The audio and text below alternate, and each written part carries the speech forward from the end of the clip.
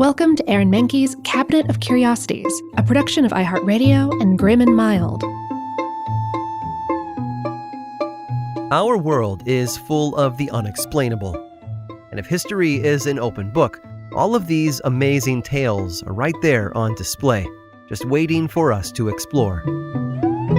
Welcome to the Cabinet of Curiosities.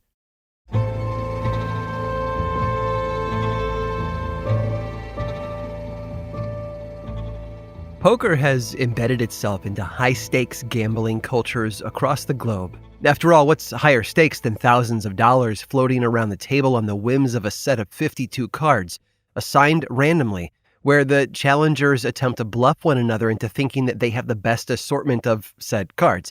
It's really something. Of course, given the high-stakes nature of it all, poker has also led to its fair share of memorable characters, although perhaps none more fascinating than one woman, Alice Ivers Duffield Tubbs Huckert.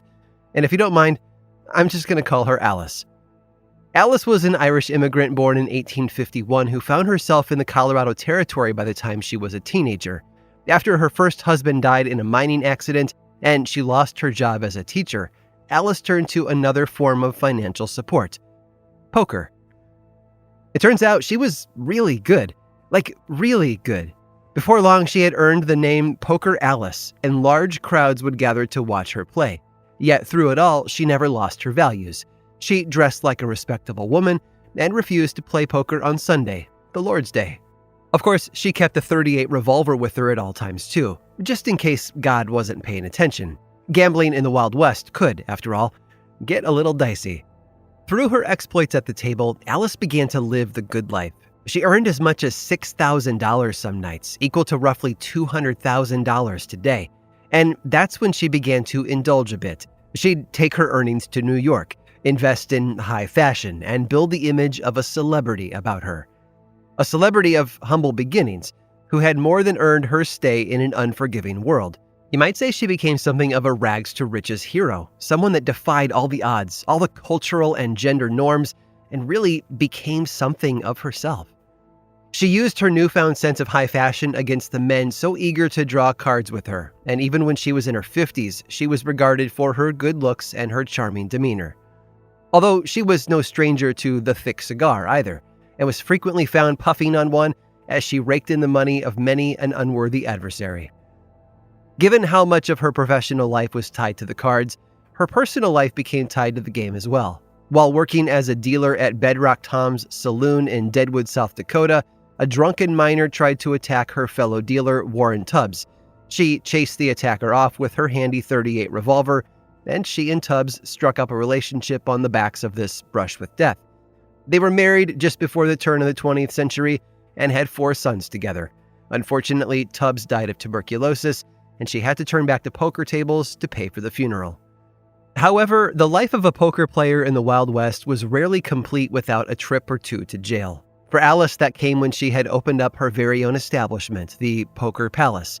She still upheld the Lord's Day, though, refusing all attempts at poker on Sunday.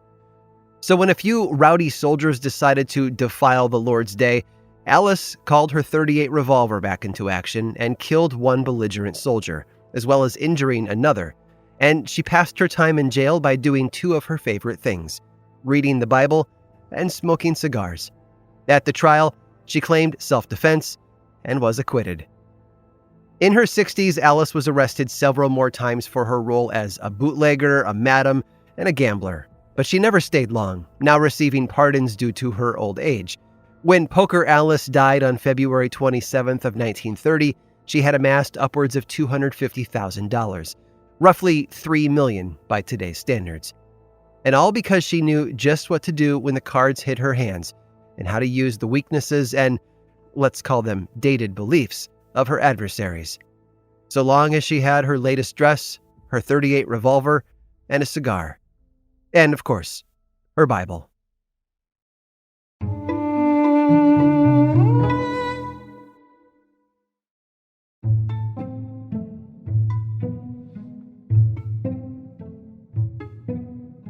We have such a short amount of time on this earth before we leave. Our lives are made up of memories, of birthday parties and Christmases, of work days and weekends, and before we know it, the time we thought we had all run its course. Yet one word runs through our lives like a thread, tying everything together for when we finally go. And that word is legacy. What do we leave behind for those who loved us? And who will remember us when we're gone? And how? The creatively minded might publish a book or record a song. Actors make movies. So do directors. And one director turned an entire genre on its head, changing it forever. He'll forever be remembered as the creator of the spaghetti western, with its grittier and more realistic visual style. Maybe too realistic. But let me explain what I mean. Sergio Leone started working in Italian cinema, assisting on films made in his native country during the 1940s before writing his own scripts in the 1950s. As he continued to establish credibility in the industry, he found himself assisting on American-backed productions that were filming internationally, like 1959's Ben-Hur. In 1964, though, he got a chance to direct a film all his own. It was a Western, one unlike any that had come before it. It was called A Fistful of Dollars, and it starred a relatively unknown actor named Clint Eastwood.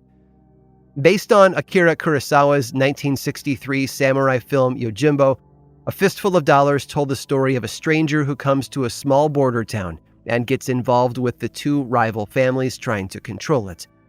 Leone's picture set itself apart from the westerns that had come before. Movies like Rio Bravo starring John Wayne had clean, somewhat colorful costumes and looked like a stage musical compared to Leone's tougher style. His characters entered the scenes dirty and unshaven. Their brown, dust-covered clothes weren't flashy or tailored.